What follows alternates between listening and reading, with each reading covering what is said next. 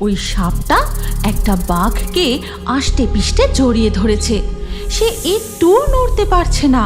সুযোগ পেতেই আরেকটি বাঘ ভয়ে সেখান থেকে দৌড়ে পালিয়ে যায়। দেখা যায় ওই বড় সাপটা জঙ্গলের মধ্যে থেকে বেরিয়ে গরুটার কাছে গিয়ে দাঁড়িয়েছে। তাই দেখে গরুটা জোরে জোরে ডাকছে।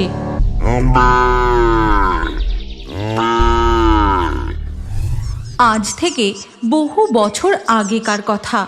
সুন্দরবনের গভীর জঙ্গলে বাসা বাঁধে এক বিশাল আকৃতির সাপ। সাপটি যেমন বড় তেমনই ভয়ঙ্কর। গভীর জঙ্গলের মধ্যে সে নিঃশব্দে শিকার করে। ভয়ে তার এলাকায় বাঘ পর্যন্ত যেতে সাহস পায় না।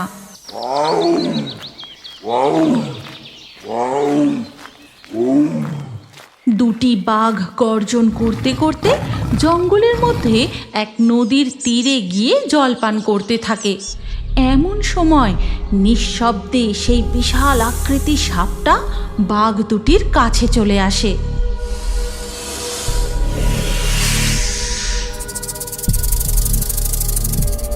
বাঘ দুটো সাপটাকে দেখতে পেয়েই জোরে জোরে গর্জন করতে থাকে।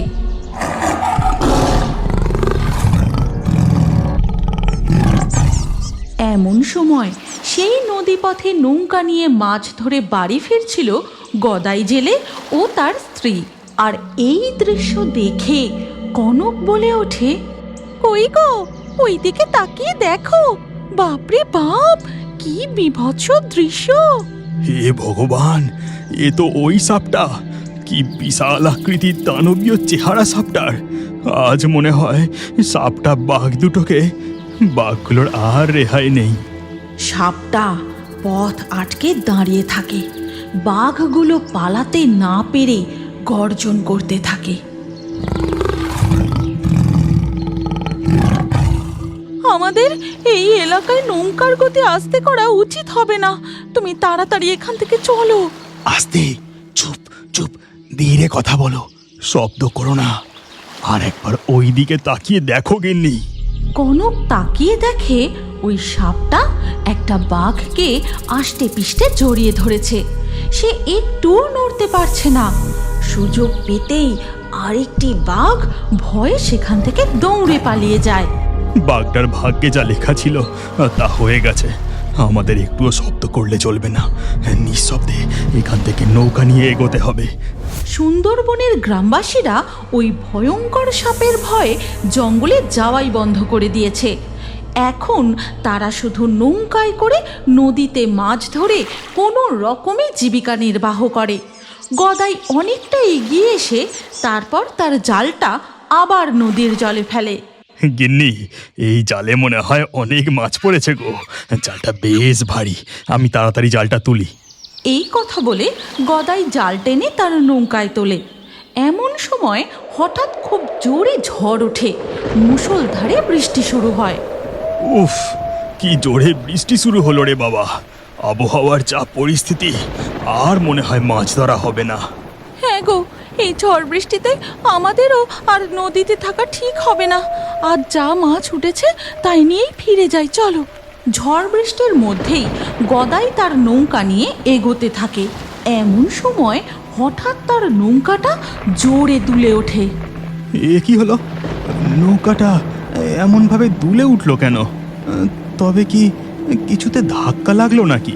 হ্যাঁ, তাই তো, কি জোরে নৌকাটা দুলে উঠলো। তুমি থেমো না, হাল চালাও। গদাই তার নৌকা নিয়ে আরো কিছু দূর এগোতেই আবারও তার নৌকাটা জোরে দুলে ওঠে। এ কি হচ্ছে বলো দেখি গিন্নি, এমন তো হবার কথা নয়। তবে কি জলেও সে? হে ভগবান, এ কি দৃশ্য! ওইদিকে তাকিয়ে দেখো গো, নদীর জল কেমন ঘুরপাক খাচ্ছে। নদীর জল ঘূর্ণিঝড়ের মতো পাক খেতে থাকে। আর সেখান থেকে মাথা তোলে ওই বিশাল আকৃতির সাপটা।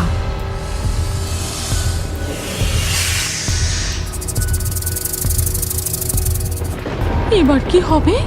এবার কি হবে গো? তুমি ভয় পেও না গিন্নি, আমি কিছু একটা করছি। এই কথা বলে গদাই তার জালটা নিয়ে সাপটার উপর ছুঁড়ে দেয়।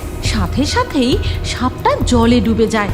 আর এই সুযোগে গদাই কোনো রকমের নৌকা চালিয়ে দ্রুত তাদের গ্রামের ঘাটে ফিরে আসে। তারপর তারা দুজন নৌকা থেকে নেমে মাছের হাঁড়ি নিয়ে বাড়ির দিকে হাঁটতে থাকে।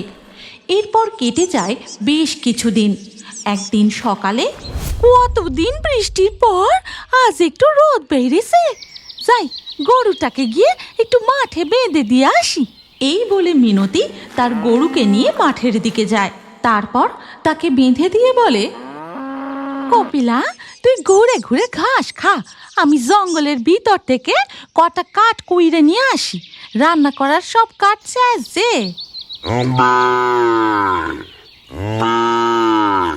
এরপর মিনতি জঙ্গলের ভিতরে যায় কাঠ কুড়োতে। এখানে যে দেখছি একটাও শুকনো ডালপালা ভেঙে পড়ে নাই, যাই আর একটু ভিতরে যাই। মিনতি জঙ্গলের আরো ভিতরে ঢুকতেই দেখে সেখানে চারিদিকে সাপের মাটির ঢিপি। সেই ঢিপির মধ্যে থেকে সাপ বেরোচ্ছে, আবার কোনো ঢিপির মধ্যে সাপ ঢুকে যাচ্ছে। হি ভগবান, সুন্দরবনের জঙ্গলের এই কি দৃশ্য! চারিদিকে যে সাপের বাসায় সে গেছে। এইসব তার মানে ওই বড় দানবীয় সাপটার জন্য হইছে। এমন সময় হঠাৎ মিনতি তার গরুর ডাক শুনতে পায়। দেখা যায় ওই বড় সাপটা জঙ্গলের মধ্যে থেকে বেরিয়ে গরুটার কাছে গিয়ে দাঁড়িয়েছে। তাই দেখে গরুটা জোরে জোরে ডাকছে।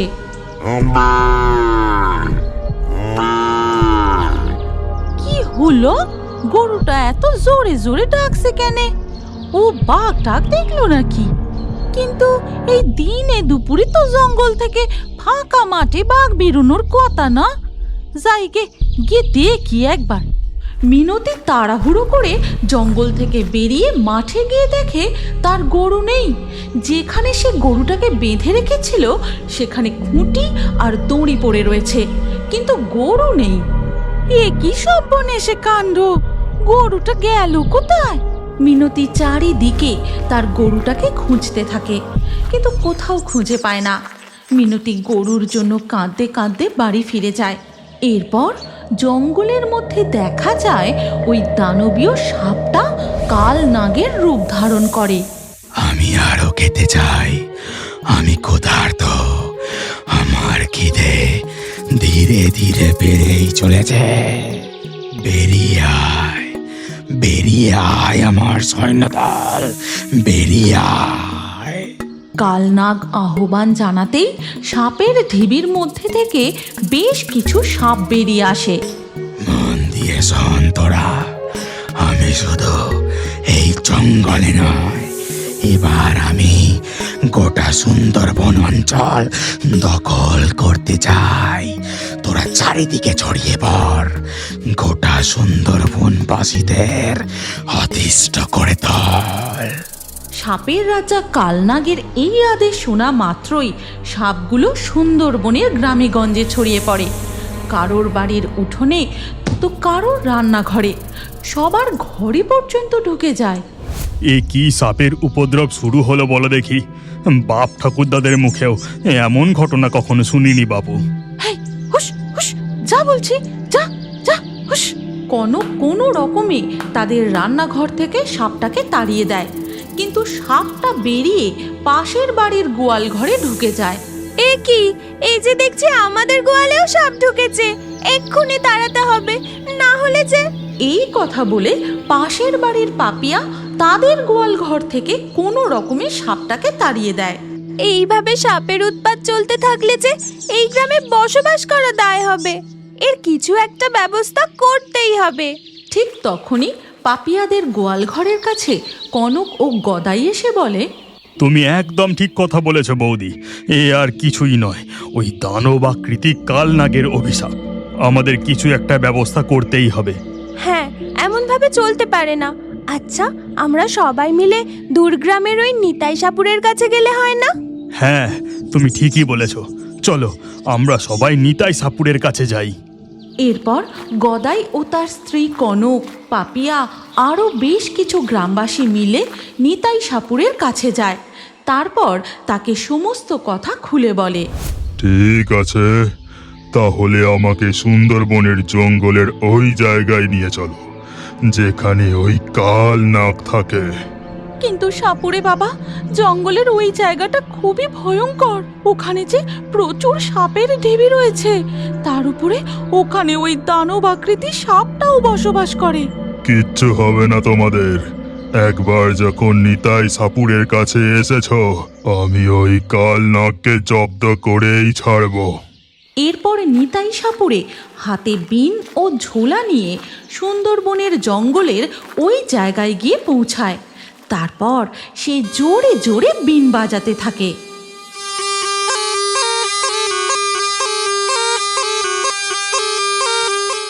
বিনের আওয়াজে ওই দানব আকৃতির সাপটা বেরিয়ে আসে। তারপর সে তার আসল কাল নাগের রূপ ধারণ করে। থামা এই আওয়াজ, বিনের আওয়াজ আমি আর সহ্য করতে পারছি না।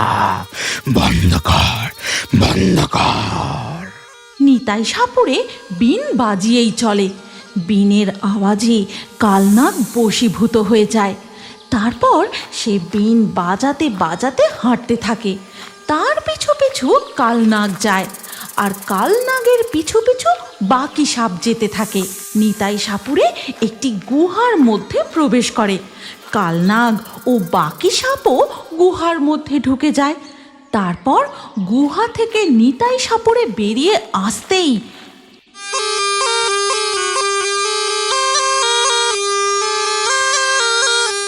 বিনের আওয়াজে গুহার দরজা চিরতরে বন্ধ হয়ে যায়। কালনাগের অভিশাপ থেকে সুন্দরবন মুক্তি পায়। চারিদিকে শান্তি ফিরে আসে। গ্রামবাসীরা নির্ভয়ে জঙ্গলে যায়, মাঠে গরু বাঁধে, নদীতে মাছ ধরতে যায় ও বাঘেরাও নদীর জলে মুখ দিয়ে শান্তিতে জল পান করে। হয়তো আপনি জানেন না, আপনি যদি আমাদের গোভূতের কার্টুন চ্যানেলটি সাবস্ক্রাইব করে আপনার নাম কমেন্টে লেখেন, তাহলে আপনার নাম আমাদের কার্টুন ভিডিওতে দেখানো হয়। হ্যাঁ হ্যাঁ, সবাই জানে। এবার তুই চুপ কর, আমাকে নামগুলো বলতে দে। আজকের লাকি ড্রয়ে জেতা নামগুলি হলো আজমির, ফতেমা, অন্তরা, সুস্মিতা, রাজু, রুদ্রনীল, সদিকা, আয়ান, মাসুম, মিথিলা, শ্রাবন্তী, সৌমিকা, সীমা, রিফত, রাকিব। কার্টুন ভিডিওতে আপনার নাম দেখতে চাইলে শুধু নাম লিখলে হবে না, আমাদের গোভূতের চ্যানেলটি এক্ষুনি সাবস্ক্রাইব করে নিন। আর স্ক্রিনের উপরে আসা এই পরবর্তী ভিডিওটি চালিয়ে সেখানেও আপনার নাম কমেন্ট করতে পারেন। আজকে আমাদের এই গল্প এখানেই শেষ হলো। দেখা হচ্ছে পরবর্তী ভিডিওতে।